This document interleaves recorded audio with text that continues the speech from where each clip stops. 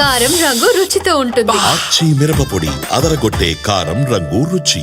అటు విషాదం జరిగింది.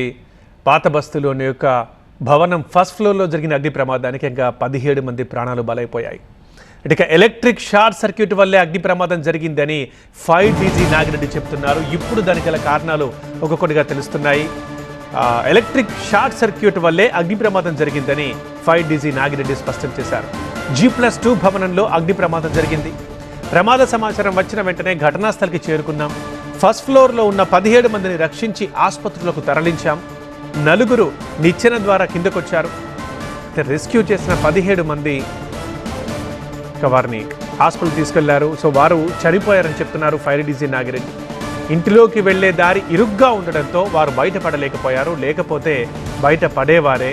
రావడానికి పోవడానికి కూడా ఒకటే దారి ఉంది. అది కూడా చాలా ఇరుగ్గా ఉండడం వల్ల ఇంత ప్రాణ నష్టం జరిగిందని 5DG నాగిరెడ్డి అన్నారు.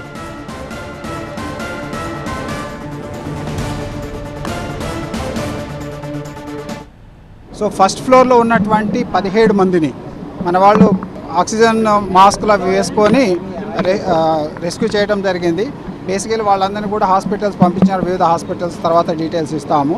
ఒక 4 మాత్రం పైనుంచి ల్యాడర్ మీదుగా కిందికి వచ్చారు.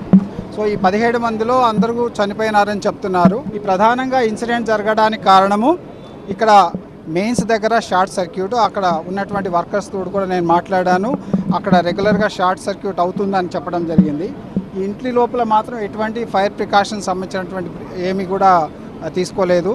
ఈ బిల్డింగ్ మాత్రం G+2 G+1 బయటికి కనిపిస్తుంది, బట్ G+2 లోపల ఉంటుంది. First floor and second floor complete residential area, ground ఫ్లోర్లో అన్ని షాప్స్ ఉన్నాయి. ఏసీ కంప్రెసర్ పేలడం కాదు, షార్ట్ సర్క్యూట్ లాగానే కనిపిస్తున్నది. మెయిన్ రోడ్ నుంచి లోపలికి ఉంటుంది. చిన్న సొరంగం లాగా ఉన్న ప్లేస్లోంచి పోతే అక్కడ లోపల ఇళ్ళు ఉంటాయి. ఈ లోపల మొత్తం ఫస్ట్ ఫ్లోర్కి పోయేది ఓన్లీ 1 మీటర్ స్టేర్ కేస్ మాత్రమే ఉంది. సో లోపల ఉన్నటువంటి ఇన్మేట్స్ రెస్క్యూ అయ్యేదానికంటే తప్పించుకునే మార్గమే లేదు. సో ఇది ఏంటంటే పాతకాల బిల్డింగు, అప్పుడు ఉన్నటువంటి నామ్స్ ప్రకారం కట్టి ఉంటారు. సో ఫైర్ ప్రికాషన్స్ ఏమాత్రం లేవు కాబట్టి ఈ పెద్ద ఇన్సిడెంట్ జరిగింది. మీరు బయట నుంచి చూసేటటువంటి 2 మీటర్ల ఎంట్రన్స్ ఉన్నది, అది పూర్తిగా స్మోక్ తోటి మంటలతోటి నిండి ఉన్నది.